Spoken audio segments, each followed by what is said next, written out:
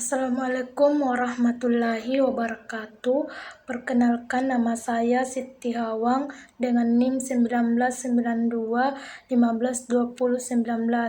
Nah, di sini saya akan menjelaskan materi terkait konsep investasi dalam saham. Nah, di sini saya menjelaskan secara rinci materi-materi yang terkait dalam investasi dalam saham. Yang pertama yaitu saham. Nah, di mana saham tersebut adalah surat berharga dalam bentuk piagam atau sertifikat yang memberikan pemegangnya bukti atas hak-hak dan kewajiban yang menyangkut andil kepemilikan dalam suatu perusahaan. Saham mempunyai sifat kebalikan dari saham preferen dalam hal pengambilan suara, pembagian dividen, dan hak-hak yang lain. Pemegang saham dapat juga mempengaruhi kebijakan korporasi melalui proses pengambilan suara dalam pembuatan tujuan dan kebijakan stock split dan memilih dewan direksi perusahaan. Pemegang saham mempunyai keuntungan dalam bentuk dividen dan capital gain.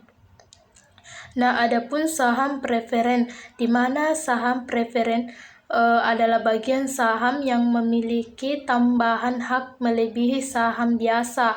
Ada beberapa jenis saham preferen antara lain. 1. Saham preferen partisipasi. Nah, di mana saham preferen yang membagikan dividen kepada pemegangnya.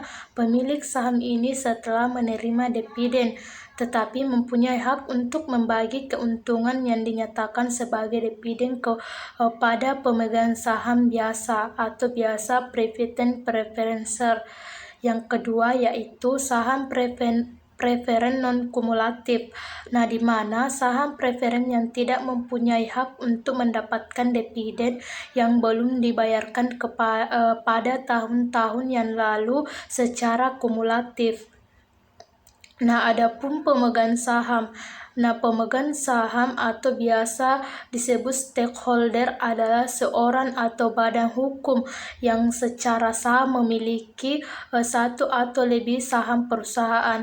Para pemegang saham adalah pemilik dari perusahaan tersebut. Perusahaan yang terdaftar dalam Bursa Efek berusaha untuk meningkatkan harga sahamnya. Nah, dalam konsep pemegang saham, sebuah teori bahwa perusahaan hanya memiliki tanggung jawab kepada para pemegang sahamnya dan pemiliknya, dan seharusnya bekerja demi keuntungan mereka. Nah, adapun dividen, di mana dividen ini adalah pembagian laba kepada pemegang saham berdasarkan banyaknya saham yang dimiliki.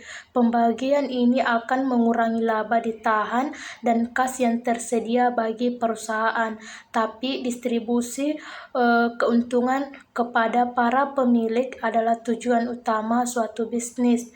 Dividen dapat dibagi menjadi 3 jenis.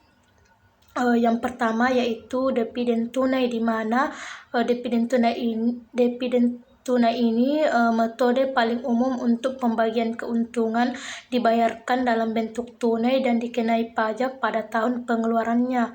Yang kedua yaitu dividen saham, di mana dividen saham ini cukup umum dilakukan dan dibayarkan dalam bentuk saham tambahan.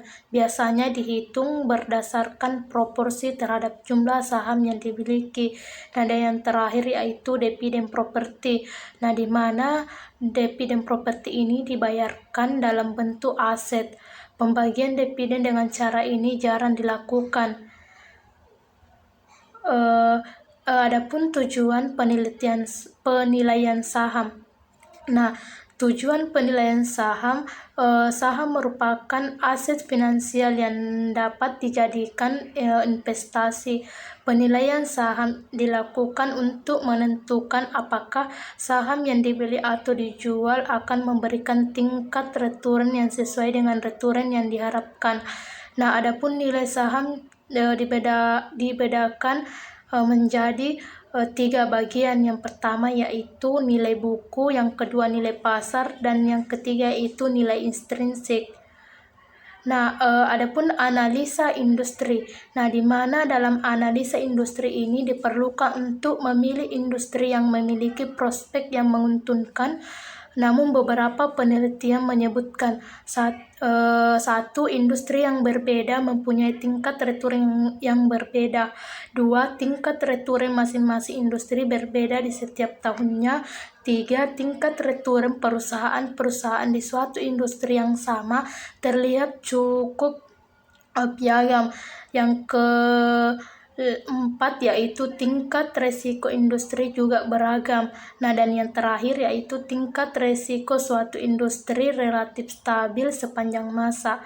Nah, itulah penjelasan singkat terkait konsep investasi dalam saham. Terima kasih.